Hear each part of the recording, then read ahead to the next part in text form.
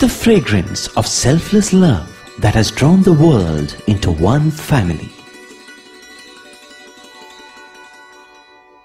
The truth of an eternal message that has been revealed through every act and word.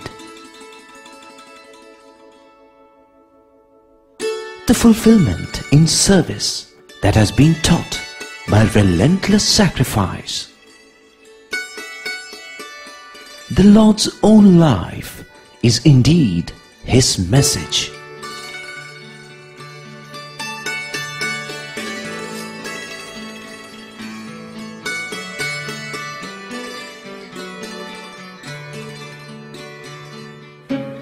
Sai Ram, and welcome to the 5th episode in our serial presentation entitled The Message of the Lord. That is being offered as a prelude to the forthcoming celebrations of the 85th anniversary of the avatar of the Kali age, who is none other than our beloved Swami. By way of setting stage for what is to follow, let me remind you that we are currently discussing the basics of spirituality. In the previous 2 episodes, we recalled the following. True happiness is union with God. What passes for as pleasure, which we constantly seek, is transient and a poor substitute for bliss, which is really what we want and are entitled to. And we can be united with God only if we make it a habit to think of Him constantly. Today, let us start with the question, why did God create the universe? Fortunately for us, Swami himself has given the answer. The message is loud and clear. God created the universe as a stage and put us humans in it so that love manifests. Here we must understand that while God in the abstract is indeed pure love, for love to find expression, it needs a medium or an agency if you prefer. Living beings can act as instruments, and indeed we do see lots of expression of love in the lower species. However, it is humans who are the best instruments for the expression of divine love, which is why God created humans. In other words, humans are really supposed to love each other and not hate each other, fight with each other, and so on. To put it differently, life is a divine drama with pure love as its theme. And although we do not know it, all of us are really actors in this drama. Naturally, the language that all actors are expected to speak in this divine drama is that of pure love. So you see, human birth has a very special purpose, which is why Swami often says,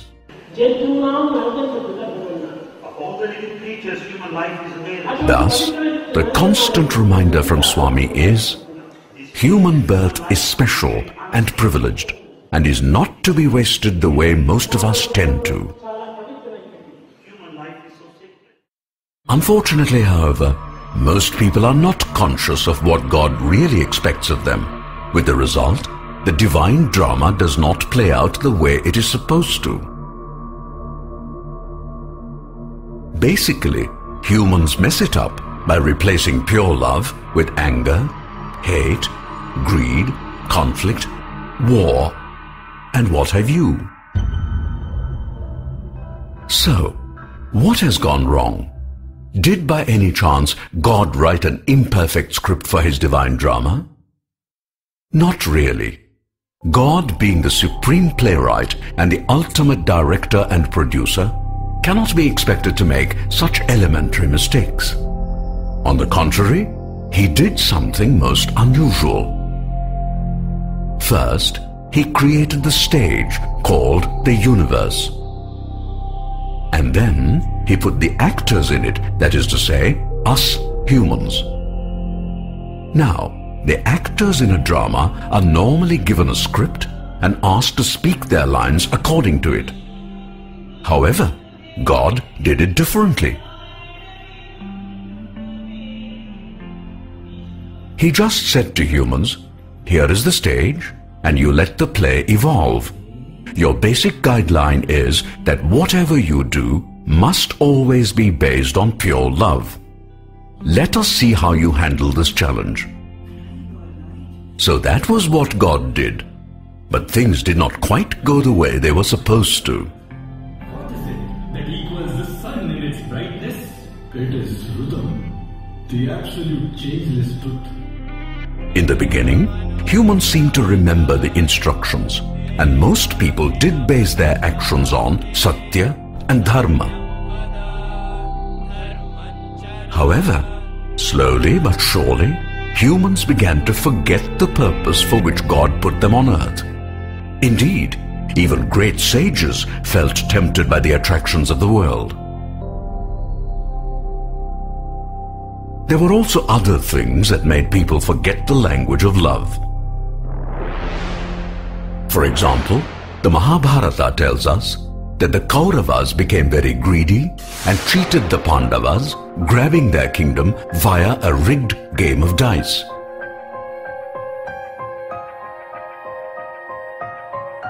Since then, humans have got on to a huge slippery slope, so much so that these days things are rather bad most of the time.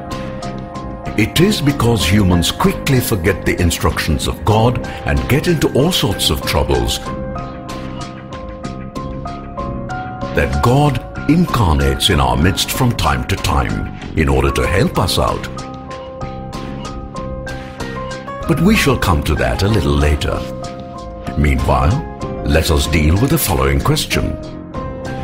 Why do humans mess up God's play? How come they forget what God, the loving Father, has told them? The answer is that it is all due to the human mind.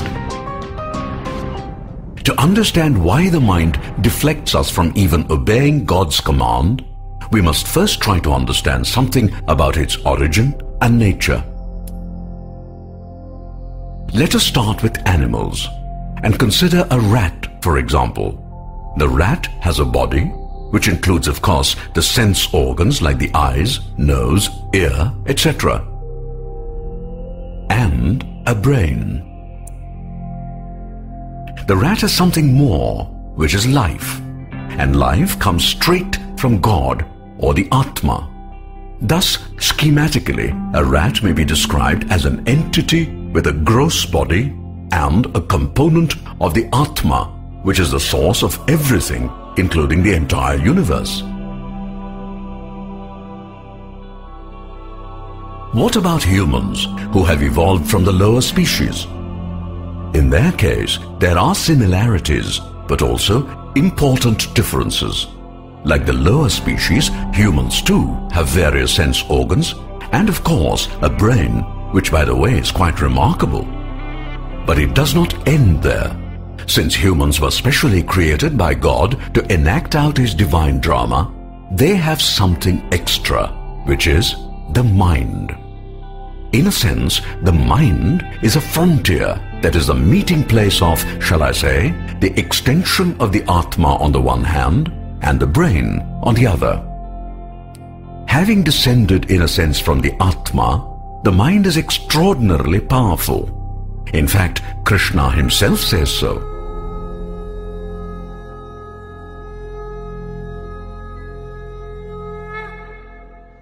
It is because of this amazing power that humans are able to do so many amazing things. At the same time, having evolved from the lower species, the mind carries the imprint of a lot of animal behavior, such as anger, cruelty, and so on.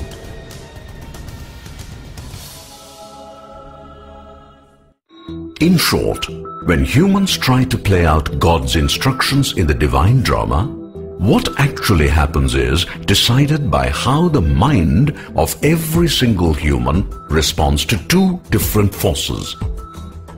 One force pulls the mind towards the world and all it has, while the other force tries to pull the mind towards God.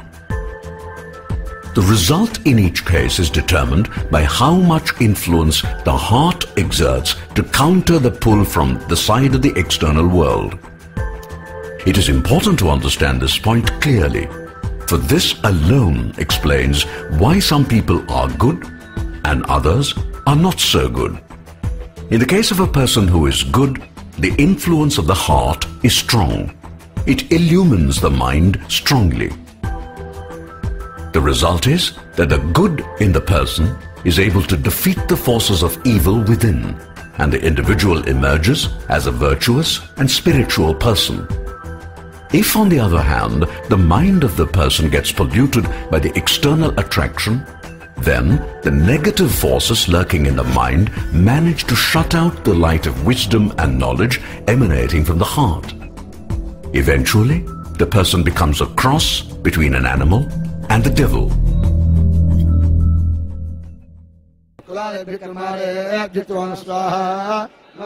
Some of you might have witnessed the Navaratri festival in Prashanti Nilayam, which usually occurs in the September-October period.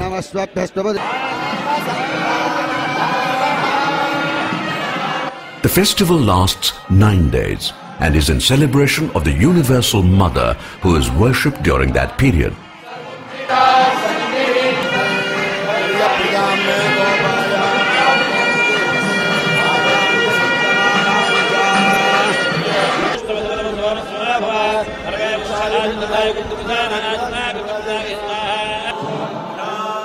Legend has it that Mother did penance for 9 days, and after that purification was able to annihilate a demon called Mahishasura, who was half animal and half human. The message is that it is only through strict control of the senses and the mind that one can remove inner contamination, meaning animal and demonic tendencies, thus enabling the heart to illumine the mind.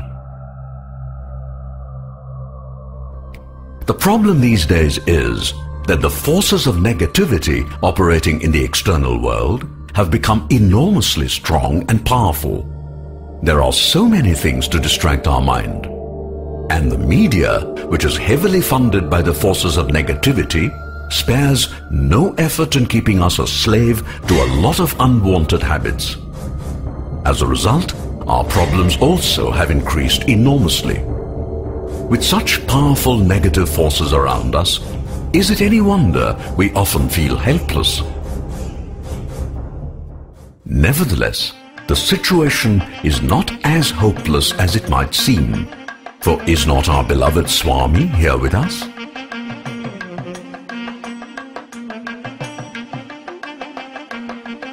In the Gita, Lord Krishna assures humans that whenever humanity is in distress, he would come back, and he has kept his promise. Not merely has the Lord come back as our dear Swami, but he also constantly reminds us, why fear when I am here? And if that is not enough, he also tells us again and again, I am in you, with you, above you, below you, around you.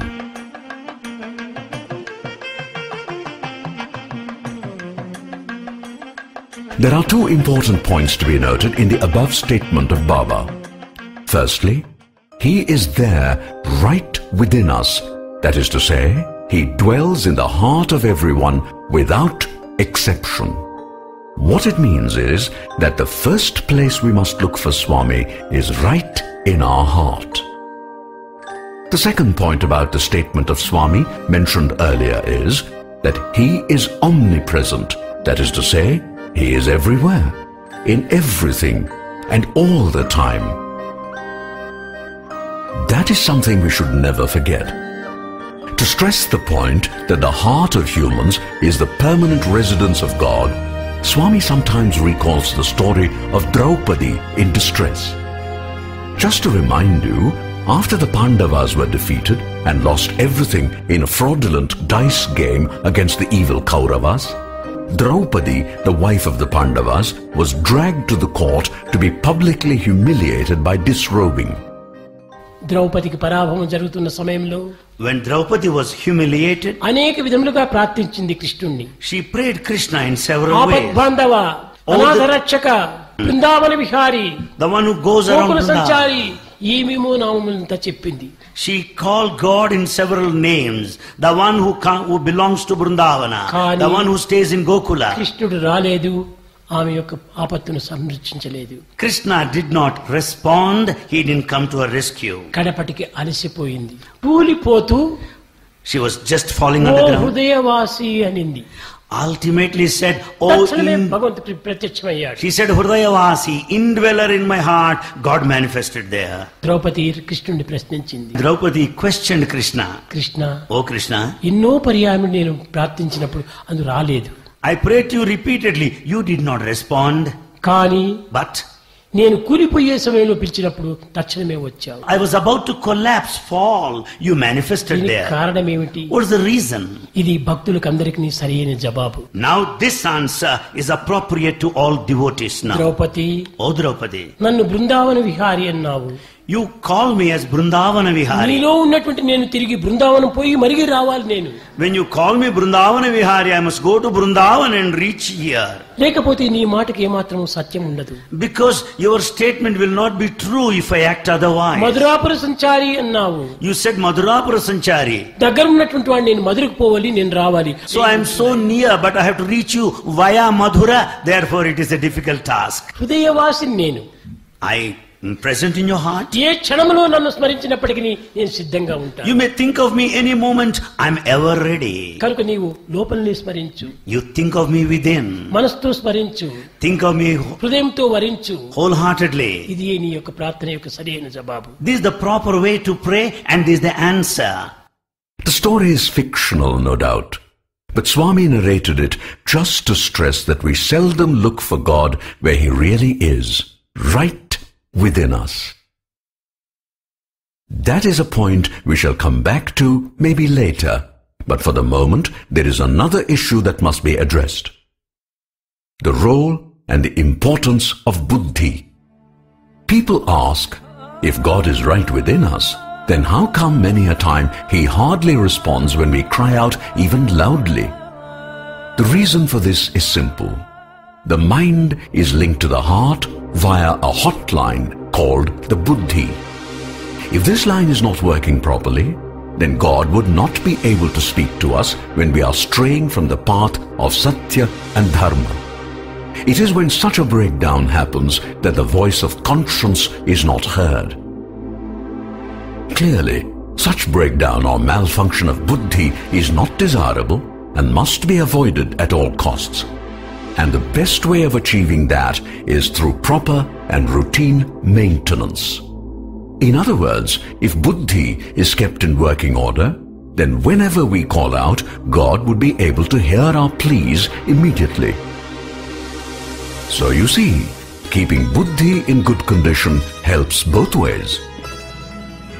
Firstly, God can advise us when we go wrong, and likewise, when we cry out to God in times of distress, He too can hear us loud and clear. Thus the question boils down to how to do maintenance on the emergency line to God called buddhi. We shall take that up next time, but meanwhile, let me point out that our job has been made easy because Swami has given the entire maintenance procedure. How lucky we are that God in human form is here now in our midst, helping us so much and in so many different ways too. Offering our deep gratitude to Him, let us wind up with a take-home lesson for the day, which is, God is omnipresent and thus everywhere, in every being, all the time.